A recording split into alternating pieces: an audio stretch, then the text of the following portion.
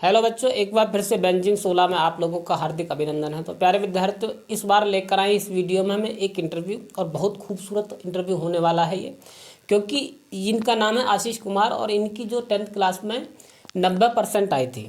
तो ये किस प्रकार पढ़े थे, इन्होंने तैयारी किस प्रकार की थी, मास्टरमाइंड से कितने पढ़े थे, कितने अनसोल्ड से पढ़े थे, ये सब बारे में अपनी डिटेल में जानकारी देंगे आप लोगों के लिए। और आप लोगों पर क्या कमी रह रही है, इन्होंने क्या कमी की थी, वो आपको ये सब चीज़ के बारे में बताएंगे कि आप किस प्रकार पढ़ें और आपके 90% ने आपके 95% या फिर 99% किस प्रकार आए जो इनके नहीं आ पाए थे। ठीक है, इस बारे में सब विषय में जानकारी देंगे। तो प्यारे विद्यार्थियों, बने रहेगा हमारे साथ अंत तक, हम इनसे डिटेल में जानकारी लेंगे। तो आशीष जी, मेरा आपसे सबसे पहला सवाल है कि सबसे पहले आप अपने बारे में बताइएगा। मेरा नाम आशीष कुमार है। मैं उत्तर प्रदेश के बुलंदशहर ज़िले के एक साधारण किसान परिवार से बिलोंग करता हूं और मैंने गत वर्ष सन 2024 में ही कक्षा 10 पास की है। तो आपका हमारा दूसरा सवाल रहेगा आपसे कि आपने क्लास 10th कब की और आपकी जो है कितनी परसेंटेज थी सभी विषयों में, वो बताइएगा डिटेल में बच्चों को। मैंने पिछले वर्ष ही कक्षा 10 पास की और मेरे जो सबसे ज़्यादा नंबर आए थे वो मैथ में आए थे 95 नंबर, और हिंदी में मेरे 92 नंबर थे, इंग्लिश में मेरे 87 नंबर थे और एसएसटी में 92 नंबर थे, ड्राइंग में मेरे 78 नंबर थे और मेरे साइंस में 92 नंबर्स थे। तो आपके सबसे ज़्यादा जो नंबर रहे थे वो मैथ में रहे थे। यस ठीक है, तो आपका जो है मैथ में इतना स्कोर किस प्रकार आया? आपके जो मैथ में 95 नंबर आए, तो 95 नंबर किस प्रकार आए बच्चों को बताइएगा। सर, प्रैक्टिस से मैथ के लिए मैंने अनसॉल्व्ड और सॉल्व पेपर, मॉडल पेपर के एमसीक्यू और जो क्वेश्चन उसमें दे रखे थे एक्स्ट्रा एनसीईआरटी से अलग, उनको भी सॉल्व किया और एनसीईआरटी का बार बार रिवीजन किया, जिससे दिमाग में क्वेश्चन के साथ फॉर्मूले भी सेट हो गए और वो अब तक याद है। इसलिए आप भी ऐसे ही पढ़ें। तो आशीष जी, ये बताएं मुझे कि आपकी जो है 6 विषय में से सबसे ज़्यादा जो फेवरेट विषय था, इन सभी 6 में से कौन सा विषय सबसे ज़्यादा फेवरेट रहा है अब तक? मैथ्स। मैथ। और ऐसा क्यों, मैथ ही क्यों? क्योंकि इसमें याद करने का कोई सिस्टम नहीं रहता और याद करना मुझे पसंद नहीं है, और मैथ में थ्योरिकल नहीं रहता, सिर्फ न्यूमेरिकल टाइप रहता है। तो मतलब कहने का है कि इसमें याद करने का सिस्टम रहता और मतलब आनंद आता है निकालने में। ठीक है, तो मेरा अगला क्वेश्चन है आपसे कि आपने अपनी स्टडी कैसे की थी? मैंने अपनी स्टडी ऑफलाइन की थी, ऑनलाइन में बिल्कुल भी नहीं पढ़ा, क्योंकि फैमिली ने फ़ोन से बिल्कुल दूर रखा था। कभी आज तक फ़ोन नहीं चलाया और अब तक घर में फ़ोन है भी नहीं। ऑफलाइन ट्यूशन पढ़ा, ट्यूशन सिर्फ मैंने मैथ का पढ़ा था और थोड़े दिन सर के पास साइंस का भी ट्यूशन पढ़ा था, और जो मुझे पढ़ाया गया था मैंने उसी का अच्छे से रिवीजन किया और अनसॉल्व पेपर्स और जो पुराने प्रीवियस ईयर के पेपर्स होते हैं उनमें जो क्वेश्चन थे उनको भी सॉल्व किया और वो ही क्वेश्चन उस पेपर में आए।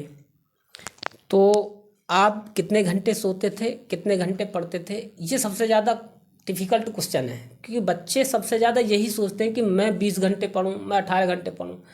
क्या घंटे पढ़ने से भी कोई उद्देश्य होता है या फिर कम घंटों में ज़्यादा तैयारी करने का कोई मतलब होता है? आप इनको बताइए कि आप कितने घंटे पढ़ते थे। मैं 6 से 7 घंटे सोता था, ये सोना तो मेरा फिक्स था, लेकिन पढ़ने का कोई टाइम फिक्स नहीं होता, जब आपका मन करे जब पढ़ना चाहिए।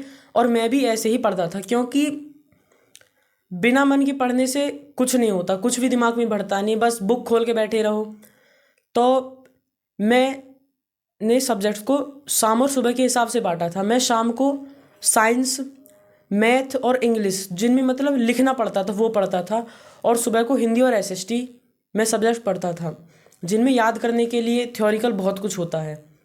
तो आशीष जी, आपके नंबर सबसे ज़्यादा जो कम हैं वो ड्राइंग में है। ड्राइंग में आपके नंबर हैं 78। तो इतने कम नंबर किस प्रकार रहे, क्या कमी रह गई आप पर, ये बच्चों को बताएंगे। और बच्चे जो ये कमी ना करें, आप बच्चों के भी नंबर, आपके सभी के नंबर अच्छे आए, जो आशीष जी ने कमी की थी वो आपको बताएंगे। तो किस प्रकार आप पे कमी रही बताइएगा। मेरा ध्यान ड्राइंग पे बिल्कुल भी नहीं था, क्योंकि जब पेपर टाइम आती थी मैं जब भी ड्राइंग की थोड़ी बहुत तैयारी कर लेता था। मैंने क्वेश्चंस पढ़े लेकिन आलेखन पर ध्यान नहीं दिया और कलर भरने भी नहीं आते थे। इसलिए आप ये गलती ना करें और कलर भरना सीखें, स्मृति चित्रण पे ध्यान दें और आलेखन ज़रूर बनाना सीखें, क्योंकि बिना आलेखन की ड्राइंग में अच्छे नंबर नहीं आ सकते। तो आपने प्रैक्टिस नहीं की। अच्छा, मुझे लगता है कि ये चित्र वाला जो रहता है, एक कला रहता है, एक प्राधिक कला रहता है। Yes sir. तो प्राधिक कला बेटर रहेगा ना मेरे ख्याल से, उसमें आलेखन नहीं बनानी पड़ती है शायद। भाई कला में तो दो आते हैं क्वेश्चन हमारे लिए, दो टाइप में आता है, एक प्राधिक कला में आता है, एक कला में आता है। प्राधिक कला जो रहता है वो मैथ वाला पोर्शन रहता है शायद, वो पढ़ना भी आसान रहता है, वो करना भी आसान रहता है। तो आपको किसी शिक्षक ने ये नहीं बताया कि आप प्राधिक कला की तैयारी कर लो? सर बताया था, पर लेकिन उसमें मन नहीं भरा, क्योंकि उन्होंने ये भी बताया था कि इसमें अगर थोड़ी सी मिस्टेक हो जाती है तो पूरे नंबर कट जाते हैं। अच्छा। लेकिन जब प्रैक्टिस करते हैं तो सब कुछ आसान हो जाता है। तो आशीष जी, मेरा अगला क्वेश्चन है आपसे कि आपने 12th क्लास, यानी 12th नहीं सॉरी 11th क्लास में, फिलहाल तो ये अगली साल को आएंगे 12th क्लास में, 11th क्लास में आपने कौन सा विषय लिया है? मैथ्स। मैथ। ऐसा क्यों मैथ ही क्यों लिया? क्योंकि सर इसमें मेरी रुचि बहुत ज़्यादा है और बायोलॉजी मुझे याद करना पसंद ही नहीं है, और मैंने अपने एम्बिशन के लिए भी मैथ लेना ही ज़रूरी समझा।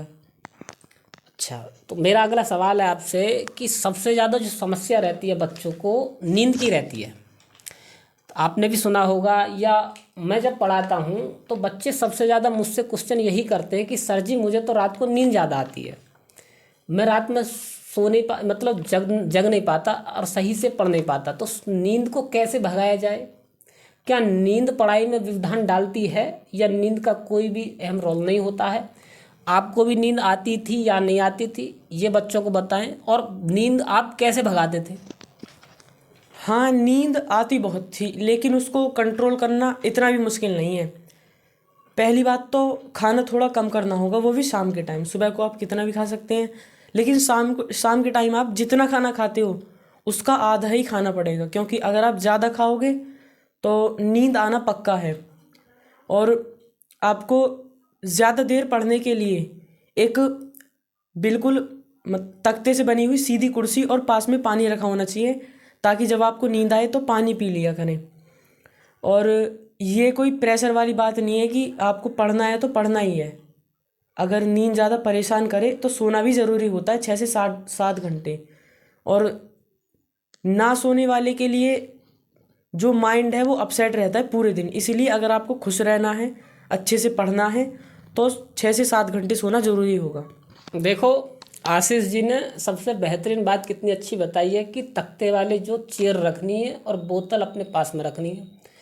कभी ज़माने में हॉस्टल में मैं इसी प्रकार पढ़ता था, क्योंकि तख्ते वाली चेयर से आराम नहीं मिलता, उससे बैकबोन जो रहती है बच्चों वो सीधी रहती है। मैं भी बच्चों को यही बताता हूँ कि तख्ते वाली चेयर लें और बोतल रखें अपने पास में, एक एक घूंट पीते रहें, ठीक है? बीच बीच में 15 मिनट पे, 20 मिनट पे, आधा घंटे पे पीते रहें, इससे समस्या नहीं बनेगी।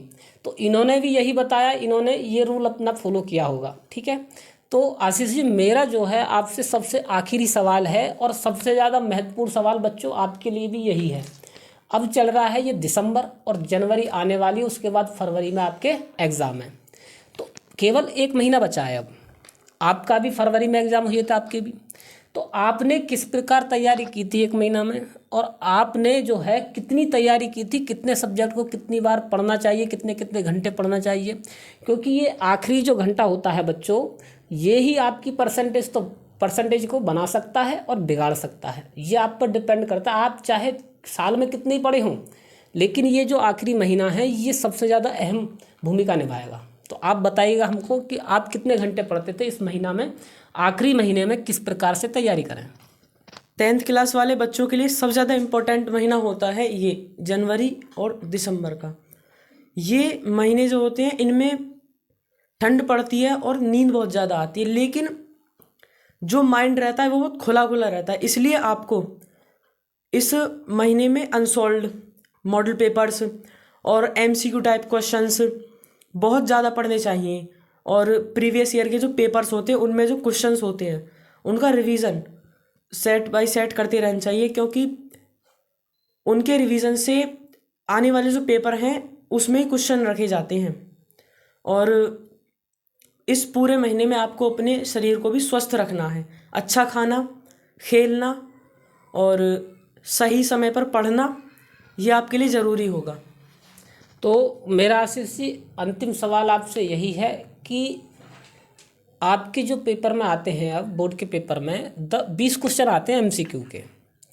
एमसीक्यू अहम रोल निभाते हैं क्योंकि 20 क्वेश्चन वो फ्री के मिलते हैं, अगर वो सही लगा दिए तो आपने 20 जो क्वेश्चन एमसीक्यू हैं, मुझे पक्का पता होगा कि आपने जो है, जब आपकी 90% आई है तो पक्का आपने 20 के 20 एमसीक्यू सही किए होंगे। Yes sir. तभी आ सकती है इतनी परसेंटेज, क्योंकि एमसीक्यू जो होते हैं उसमें नंबर कोई भी शिक्षक काट नहीं सकते। तो आपने एमसीक्यू की तैयारी कहाँ से की थी, किस प्रकार की थी, वो बच्चों को बताएं। पहली बात तो मॉडल पेपर्स के सभी एमसीक्यू याद होने चाहिए। और अनसॉल्व्ड में जो एमसीक्यू दे रखे होते हैं वो बहुत इंपॉर्टेंट होते हैं आने वाले पेपर्स के लिए, क्योंकि उसमें हर साल के एमसीक्यू दिए हुए होते हैं। इसीलिए ज़्यादा से ज़्यादा अनसॉल्व्ड मॉडल पेपर्स के एमसीक्यू पर ध्यान दें। तो प्यारे विद्यार्थियों, ये थे आशीष जी, इन्होंने अपने बारे में बताई सभी जो है, इन्होंने किस प्रकार तैयारी की थी। 10th क्लास में इनके 90% आई थी, किस प्रकार आई थी, ठीक है। इन्होंने बखूबी अपने सवालों के सभी उत्तर आंसर, मतलब जो सही ठीक ठाक जवाब दिए, जो इन पर हो सकता था इन्होंने आपकी हेल्प के लिए बताया भी, ठीक है। तो मेरा अंतिम सवाल है, आने वाले जो बोर्ड के पेपर हैं उन बच्चों के लिए, 10th क्लास वाले बच्चों के लिए क्या मैसेज देना चाहेंगे? अच्छा खाएं, खेलें, कम समय में अधिक पढ़ें और अपने शरीर को और मन को जितना ज़्यादा स्वस्थ रख सकते हैं रखें। और यही मेरा लास्ट मैसेज है आपके लिए। प्यारे विद्यार्थियों, आज हमने इंटरव्यू लिया और इसमें आप लोगों के लिए बखूबी पढ़ाने की, समझाने की कोशिश की, किस प्रकार पढ़ना चाहिए, इस आखिरी महीना में किस प्रकार से तैयारी करनी चाहिए कम समय में। हम आपके लिए लेकर आए थे, ये टॉपर थे 10th क्लास के हमारे क्षेत्र के, ठीक है। इसी प्रकार हम सभी जिन जिन बच्चों के अच्छे अच्छे नंबर आए हैं सभी विषयों में, इसी प्रकार इंटरव्यू लेते रहेंगे। आप लोग हमारे साथ बने रहिएगा। तो मिलेंगे हम अब अगले इंटरव्यू में। प्यारे विद्यार्थियों, मिलते हैं अगले इंटरव्यू में, तब तक के लिए